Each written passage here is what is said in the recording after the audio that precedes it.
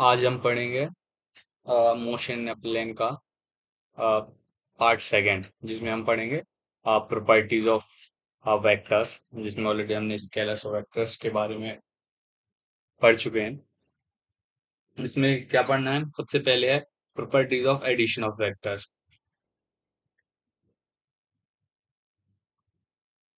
मतलब यदि वेक्टर्स को ऐड करते हैं, सब्ट्रैक्ट करते हैं, तो कौन सी प्रॉपर्टीज फॉलो करते हैं।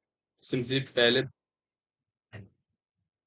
पहले प्रॉपर्टीज फॉलो करेगा कॉम्यूटेटिव प्रॉपर्टी, दैट इज यदि एडिशन का ऑर्डर चेंज कर दिया जाए तो उसके रिजल्टेंट में कोई इफेक्ट नहीं पड़ता। यदि ए प्लस बी वेक्टर है और यदि इसी का ऑर्डर चेंज कर दिया जाए बी प्लस ए, तो रिजल्टेंट वेक्टर में कोई इफेक्ट नहीं पड़ेगा, सेम रहेगा।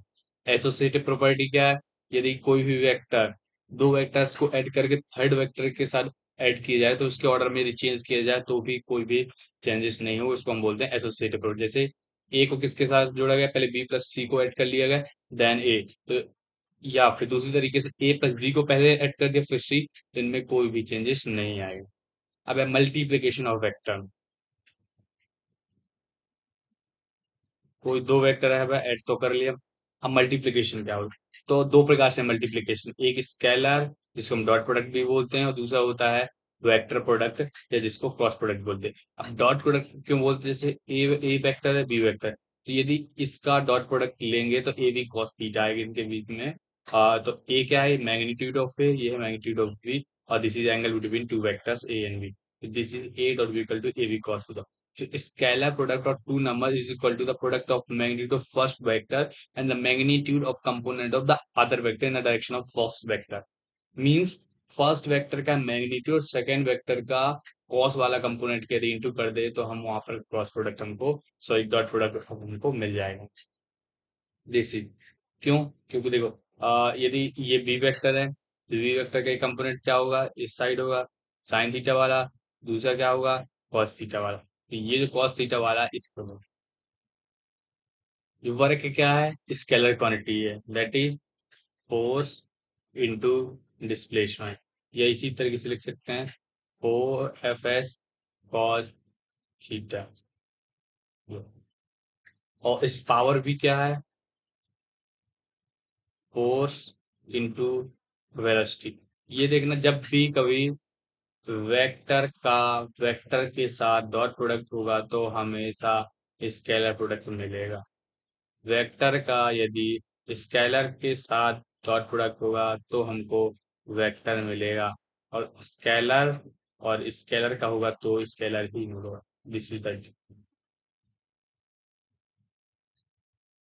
ये होगा। तो सबसे मेन प्रॉपर्टी क्या करना है? यदि वेक्टर का डॉट प्रोडक्ट होगा वेक्टर के साथ तो हमेशा हमको स्केलर मिलेगा। दिस इज द, अब ये प्रॉपर्टीज किसकी है? और वेक्टर प्रोडक्ट स्केलर प्रोडक्ट की। यदि स्केलर प्रोडक्ट होता है, स्केलर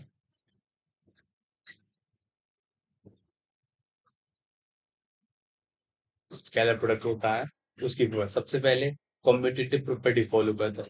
यदि ए डॉट बी करते हैं कोई भी दो वेक्टर का, तो यदि बी डॉट ए करते हैं, ऑर्डर चेंज कर देते हैं, तो उनका रिजल्टेंट जो वेक्टर आएगा वो सेम आएगा, इक्वल रहेगा। डिस्ट्रीब्यूटिव लॉ ओवर एडिशन, बिल्कुल सही।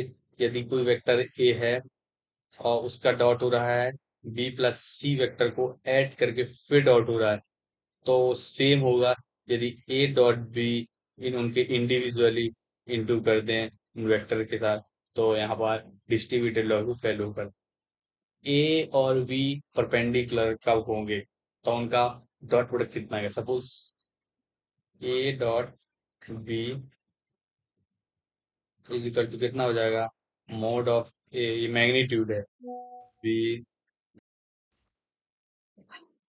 Mode of A mod of B mod of A mod of B cos theta. अब यहाँ पर कॉस थीटा जीरो कब होता है? तो थीटा इज इक्वल टू कितना? 90 डिग्री यदि रख देते हैं तो कॉस 90 की वैल्यू जीरो, तो ये डॉट बी, तो परपेंडिकुलर में डॉट डॉट प्रोडक्ट होता है वो जीरो होता है, ये डॉट बी। यदि theta is equal to zero तो कॉस इक्वल टू वन की मैक्सिमम वैल्यू होती है, that is A mod of इनके मैग्नीट्यूड का इंटू कर दे, तो ये पैरेलल वेक्टर है, ये परपेंडिकुलर वेक्टर, ये है anti parallel vector, that is 180 degree. तो this is the minimum value और this is the maximum value and this is the uh, in between minimum and maximum value.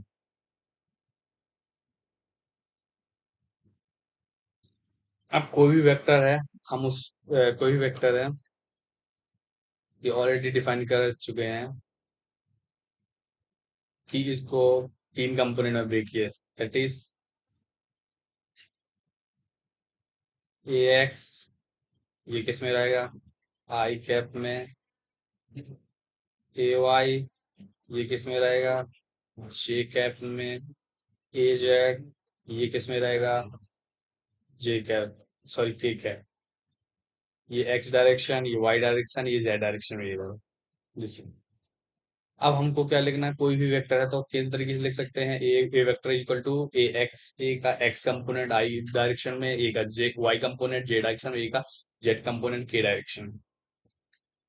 अब हमेशा देखना जो आई जे और के ये म्यूचुअली परपेंडिकुलर होते हैं, ये होता है आई, ये होता है जे, आई और जे के बीच में कितना एंगल हो जाएगा 90 डिग्री, जे और के बीच में एंगल कितना 90 डिग्री, के और डॉट आई के बीच में एंगल कितना हो जाएगा 90 डिग्री। तो हमको तो यहाँ पर सिर्फ डॉट प्रोडक्ट पढ़ना है, अभी क्रॉस नहीं पढ़ना। तो डॉट में क्या होता है, देना आई डॉट जे, ये कितना हो जाएगा mod of I mod of J cos, इनके बीच में आई डॉट जी के बीच में 90 डिग्री, और मॉड ऑफ वन इसका मैग्नीट्यूड यूनिट वेक्टर कितना होता है one, one dot one cos 90 की वैल्यू कितनी होती है जीरो, तो आई डॉट जी कितना हो जाएगा जीरो। तो सिमिलरली आई डॉट जी भी जीरो, जे डॉट आई भी जीरो, और जे डॉट के भी जीरो, जे डॉट के भी जीरो, दिस इज ऑल। तो जब भी किन्हीं दो वेक्टर्स का क्रॉस प्रोडक्ट होता है, किन्हीं दो यूनिट वेक्टर क्रॉस प्रोडक्ट होता है, तो उसका रिजल्टेंट हमेशा zero, i dot j equal to zero, j dot i is equal to zero, j dot k is equal to zero, k dot i equal to zero. ये i dot j dot eight, k dot e, और commutative follow करते हैं तो I dot के भी हो सकता है, के डॉट जे। इसका जो रिजल्टेंट वेक्टर है, कोई वेक्टर दिया है उसका रिजल्टेंट कैसे है, तो उनके कंपोनेंट का स्क्वायर करके रिजल्टेंट वेक्टर फाइंड कर सकते हैं। I dot i equal to i dot equal theta one is. अब ये यदि वेक्टर का वेक्टर किस खुद से खुद के साथ खुद का इंटू हो रहा है, that is i dot i, तो इनके बीच में एंगल कितना आ जाएगा theta is equal to 0 degree, कितना आ जाएगा तो कॉस जीरो की वैल्यू कितनी हो जाएगी वन, तो आई डॉट आई कितना हो जाएगा वन, तो सिमिलरली कितना हो जाएगा जे डॉट जे कितना हो जाएगा वन, के डॉट के कितना हो जाएगा वन, आई डॉट आई जे डॉट, तो आई डॉट जे जे है तो जीरो आएगा, आई डॉट के है तो जीरो आएगा, जे डॉट के है तो जीरो, लेकिन आई डॉट आई है, जे डॉट जे है, जे डॉट के, क्योंकि ये थीटा इक्वल टू कितना है 0 डिग्री। अब हम कुछ प्रॉब्लम सॉल्व करेंगे, हम प्रॉब्लम सॉल्व करें, इसमें क्या रहा है फोर्स इतना दिया हुआ है और वेलोसिटी इतना दी है, फाइंड इंस्टेंटेनियस पावर। पावर का फॉर्मूला क्या होता है force into velocity, force into velocity. अब याद रखना फोर्स जो आई के साथ हमेशा आई के साथ इंटू का जब तो वन आता है, वरना आई आई डॉट आई वन होगा, और जे डॉट आई कितना होगा जीरो होगा, जे डॉट के, इसलिए जो आई के साथ आई का इंटू होगा, जे का इंटू के साथ के, तो फोर्स कितना है two i minus three i plus four k, velocity कितना टू है, आई से आई, 2 3 6 तो माइनस माइनस प्लस माइनस तो -6, के वाले 3 4 12 और ये 0 जाएगा, that is 6 4। Find a dot b and the angle between these two vector, इन बीच के बीच में एंगल ए डॉट बी कितना हो जाएगा, A dot B, A dot B, A dot B कितना हो जाएगा, 2 × 1 i cap plus 3 × 2 j cap plus 4 × 3 के कैप ऐड कर देना है, तो आ जाएगा 2 + 6 = 20। अब हमको क्या फाइंड करना है, इनके बीच में एंगल। तो देखना ए डॉट बी कितना होता है, ए डॉट बी का वेक्टर है mod of A mod of B cos theta, theta find करना है।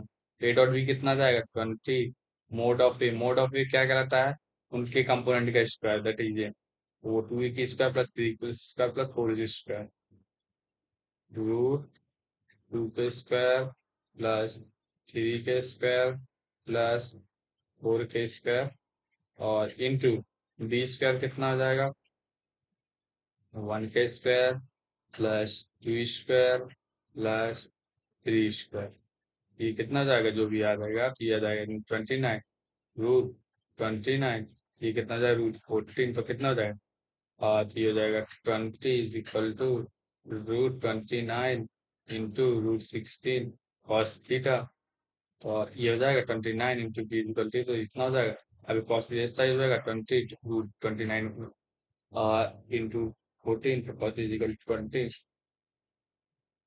ये हो जाएगा, ये हो जाएगा 10। अब फिर theta is equal to cos inverse में find the value of theta. अरे इसमें कुछ नहीं करना है, कॉस इनवर्स 1/2, 1/2 किसमें वैल्यू होती है, थीटा में जी, ये कितनी में हो जाती है थीटा, 60 डिग्री में, क्यों, है ना।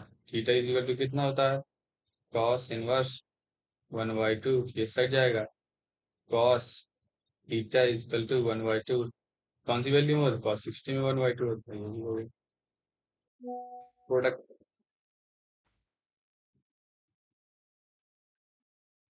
वेक्टर प्रोडक्ट और स्केलर प्रोडक्ट। अब यहाँ पर हम दूसरा टॉपिक पढ़ रहे हैं, वेक्टर प्रोडक्ट या फिर स्केलर, वेक्टर प्रोडक्ट या जिसको हम बोलते हैं क्रॉस प्रोडक्ट, बोलते हैं क्रॉस प्रोडक्ट, क्रॉस प्रोडक्ट।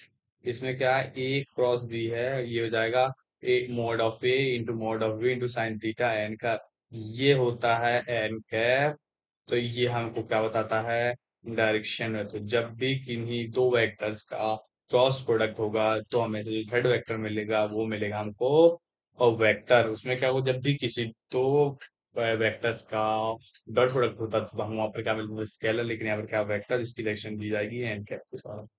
अब सिमिलरली आई डॉट जे कितना हो जाएगा, आई क्रॉस जे, ये कितना 90 डिग्री, कॉस 90 वैल्यू 1, 1 हो जाएगा, आई डॉट जे, और आई डॉट जे इक्वल, यहाँ पर एक सिंपल से रूल लगेगा, ये ये आई जे एंड के, आई क्रॉस जे के हो जाएगा, जे क्रॉस के आई हो जाएगा, के क्रॉस आई जे हो जाएगा। यदि रिवर्स में चल जाए, i cross k minus minus j cap, k cross j equal to minus i cap, j cross i equal to minus. अब आई क्रॉस आई, यदि आई आई के साथ होता तो वहां पर आई आई के साथ 1 या फिर आई 0, जस्ट अपोजिट। इसमें डिस्ट्रीब्यूटिव लोग है, सेम फॉलो करता है, ए क्रॉस बी प्लस सी है, ए का बी के साथ इंटू कर दो प्लस में ए के साथ सी का फॉलो करेगा। अब हमको है ए क्रॉस बी फाइंड करना है, दो मेथड है, यदि ए ए क्रॉस बी फाइंड करना है तो दो मेथड, या तो अपन मॉड ऑफ ए निकाल लो, मॉड ऑफ बी निकाल लो इंटू साइन थीटा एन का, लेकिन हमको थीटा नहीं दिया है, तो हमको सिंपली क्या निकालना है, मैट्रिक्स फॉर्म से निकाल लेंगे, मैट्रिक्स फॉर्म से। आई जे अकेले, आई में ए क्रॉस बी है तो सबसे पहले ए के हम रखेंगे कंपोनेंट, ए कितना है 2 + 3 + 4, बी कितना है +1 +2 + 3। अब जो भी आई का लेना है तो आई को बाहर लेंगे और ये भी इधर को बाहर लेंगे, क्या बचेगा? सॉरी सॉरी,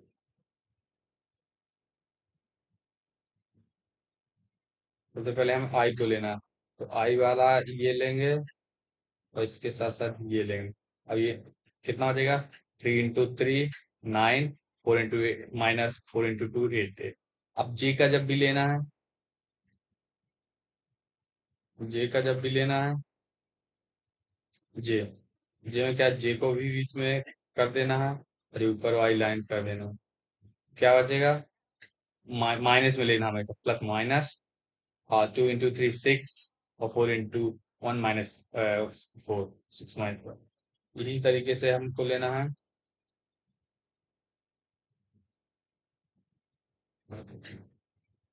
लेना है आर, ये वाली ऐड कर देंगे और ये तब क्या बचेगा? 2 × 2 4 3 - 4, ये हो जाएगा एक बस ये सिमिलर ए क्रॉस बी। तो आई में कितना है? ए क्रॉस बी फाइंड करना। आई में कितना है? प्लस आई, ये कैसा भी लिखा हो बस हमको पहले आई जे के फॉर्म। आई कितना है? +3, जे कितना है? -2, ये कितना है? 0। और आई कितना, बी में आई कितना है? 1, जे में कितना है? 1 -3। तो आई में इसको ऐड कर लेंगे, हाइड कर लेंगे, इसको हाइड कर लेंगे। अब क्या बचा? -2 -3 6 और -0। इस तरह ये हाइड कर लेंगे और ये 3 -9 और 0 -0, इस तरीके से ये। अब उस टॉर्क का फॉर्मूला क्या होता है? Position into four. इसमें हमेशा देखिए कॉम्पिटिटिव लॉ फॉलो नहीं करता। यदि ए क्रॉस बी है तो कभी भी बी क्रॉस ए नहीं हो सकता। ये हमेशा -(b)(a) आता है। इसीलिए हमको ऑर्डर हमेशा इसमें ध्यान देना पड़ेगा कि ए क्रॉस बी कर रहे हैं या बी क्रॉस ए कर रहे हैं।